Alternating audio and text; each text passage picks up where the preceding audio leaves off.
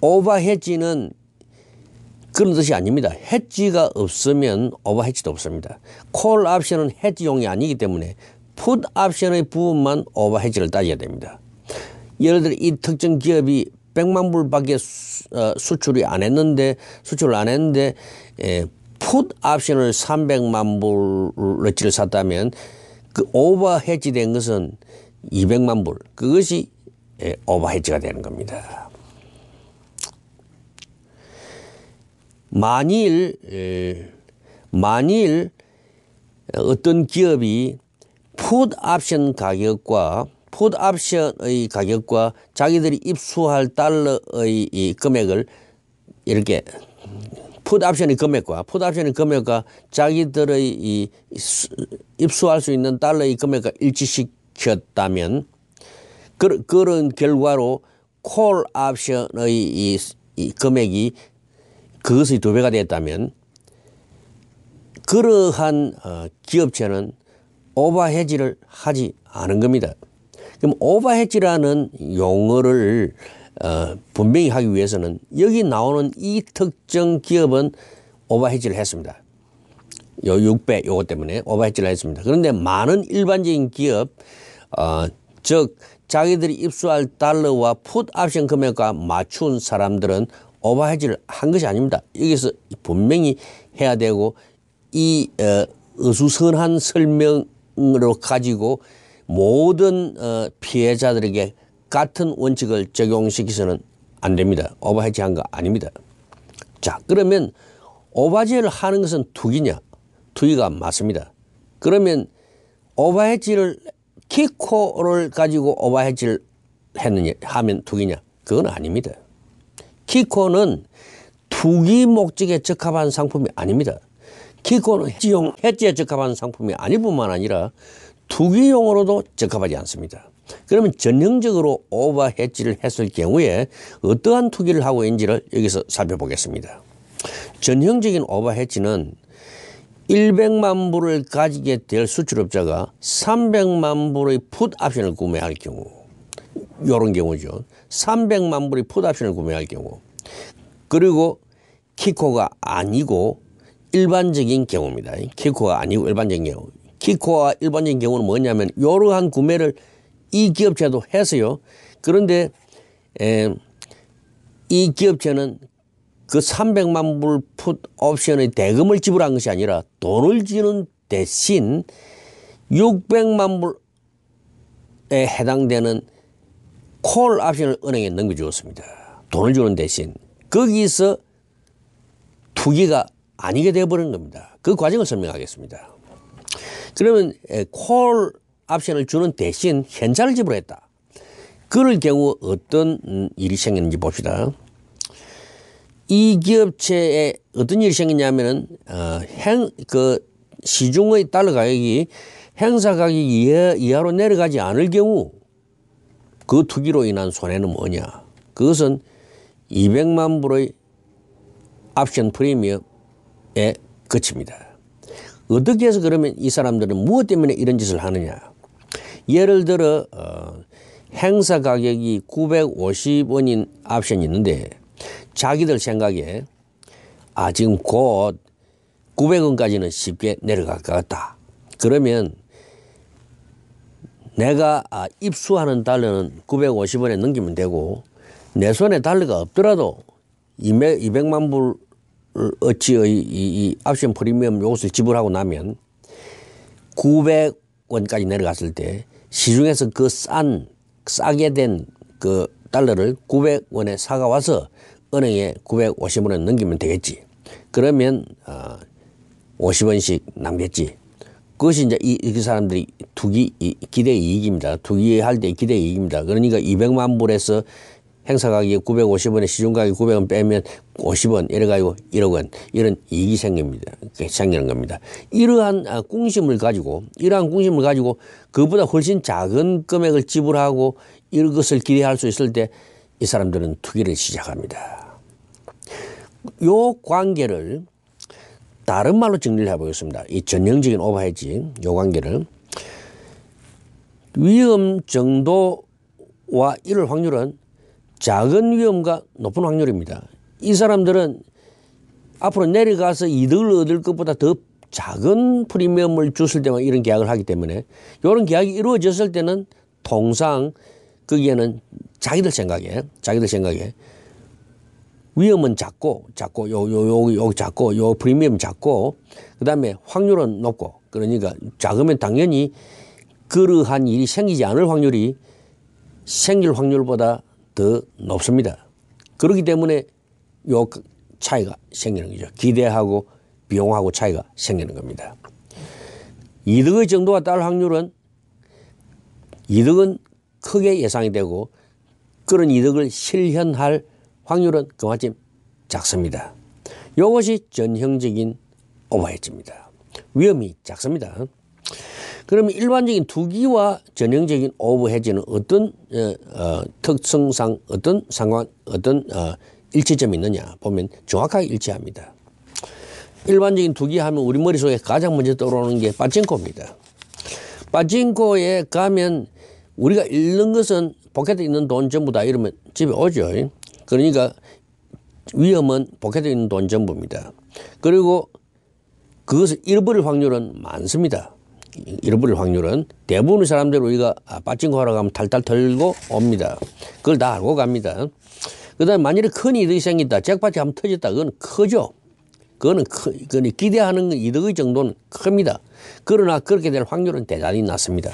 그것이 일반적인 투기입니다. 전형적인 오버헤지는 이 빠찡코 마침 이 위험의 크기나 이득의 크기가 그마침 두드러지지는 않습니다. 하지만은 그런 일이 종종 일어나는 것은 사실입니다.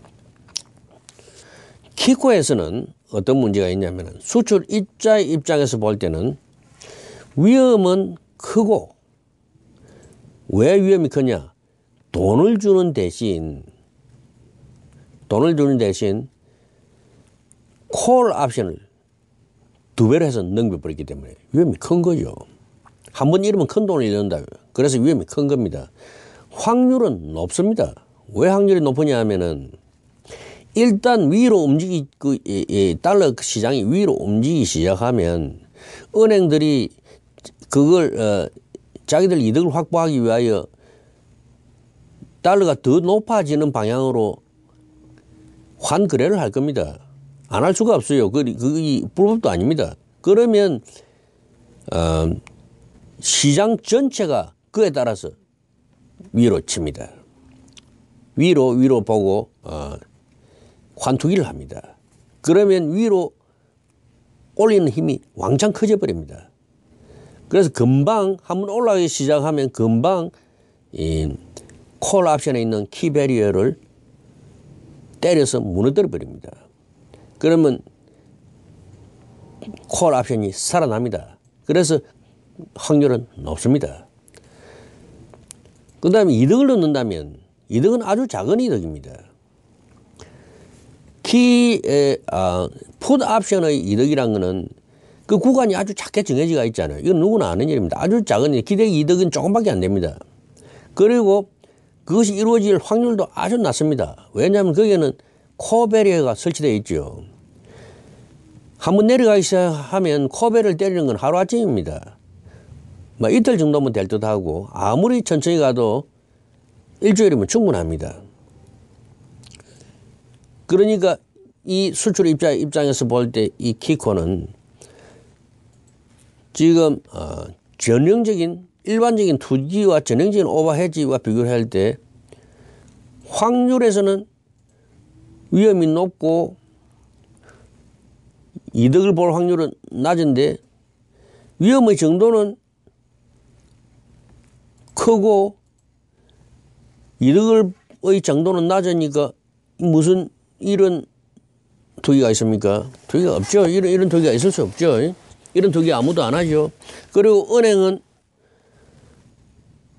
위험은 작고 또 그 위험이 생길 확률도 아주 낮고 이거는 풋 옵션 이야기입니다. 그 다음에 이거는 콜 옵션 이야기입니다. 이득은 크고 그 확률도 높고 그러니까 이 땅 짚고 헤엄치기 이 투기가 되는 겁니다. 그러면 이 은행 입장에서 볼 때 투기가 맞냐? 투기 맞습니다. 하지만 정상적인 투기가 아니고 땅 짓고 헤엄치는 투기입니다. 그런 것을 우리는 통상 사기라고 합니다. 은행은 사기치기 좋게 만들어져 있고 수출업자는 투기의 목적으로도 전혀 부합되지 않은 곳에 무언가에 씌어서 헛것을 보고 막 따라가는 겁니다. 그러면 이 표현을 다시 한 들어가서 이 빨간 두 개를 비교를 해 보십시다. 지금 대법관님들 주장은 이 피해 기업의 이 직원이 통화오션 계약의 구조와 위험성을 잘 알고 있으면서 환투기 목적에 사용했다. 통화오션 계약의 각 통화옵션 계약이라 했는데 각 통화옵션이라는 건 그 속에 있는 키코 속에 있는 풋 옵션과 콜 옵션을 이야기합니다. 그 구조와 위험성을 잘 알고 있었던 사람도 한국에 존재했습니까? 이 직원이 잘 알았다면 대법관님들은 왜 콜 옵션은 해지 목적이 아니라는 것도 몰랐습니까? 그럼 대법관님들이 무식한 분들입니까? 아니잖아요. 이 세상 누구도 한국의 대법관님들을 무식하다고 하지 않을 겁니다. 그러면 그렇게 지식이 많은 분들이 왜 몰랐습니까? 간단하죠. 속임수로서 이 만드는 사람이 이게 무엇인지 이것이 무엇인지 모르게 만들었기 때문입니다. 따라서 이 직원도 무엇인지 모르고 한 겁니다. 이 투기 목적으로 마음은 투기 목적을 가졌겠죠. 하지만은 그 투기 목적에 적합하지 않다는 것을 몰랐던 겁니다. 자, 그러면 투기 목적을 가진 것이 죄입니까? 죄 아닙니다. 그럼 우리 빠진코 가면 전부 죄입니까? 죄 아닙니다. 정당한 투기 상품에 참가하는 것은 투기할 자유가 있습니다. 주식 투자하는 사람도 투기지. 그 사람도 죄인입니까? 죄이 아니잖아요. 그런 정당한 투기를 할 수 있도록 만들어져 있잖아요. 이거는 함정을 파고 정당한 투기조차 할 수 없도록 만드는 것이 그걸 투기인 줄 알고 갔다면 이것도 속은 겁니다. 이거. 모르고 투자한 것입니다. 그래서 단순히 투기를 했다는 그 이유만으로 이 직원이나 이 피해 기업의 잘못이라고 할 수 없습니다. 자, 그러면 질문 하나 하죠. 아주 간단한 질문을 하겠습니다. 키코에는 행사 가격이 하나입니까? 둘입니까? 대법관님들 13분은 하나라고 이야기할 것입니다. 그러길래 지금 콜 옵션도 해지 목적이라고 착각을 하고 계시는 거죠. 그거는 키코 전체를 하나로 파악했기 때문에 그런 판단이 나오는 겁니다. 정답은 키코 속에는 두 개의 옵션이 있습니다. 그런데 하나로 보이는 이유는 그 두 개의 옵션을 금액을 같게 만들어 가지고 하나라는 착각을 봐서 이 제품의 구조를 해독하지 못하게 만든 속임수입니다. 그 옵션 행사 가격을 하나로 만든 것이 이 키코 속임수의 제1보였습니다. 자, 그러면 이 문제는 즉 투기 목적이라는 이 문제는 다시 고려해야 되겠죠. 이 게임을 한 사람은 투기 목적으로 했습니다. 틀림없습니다. 하지만은 키코는 정당한 투기 제품이 아니면서 얼른 보면 투기 제품인 것처럼 속여 먹은 사기 제품입니다. 단지 해지에 적합하지 않아서 사기일 뿐만 아니라 투기도 아니기 때문에 더욱더 사기입니다. 이 다시 검토해 주시기 바랍니다.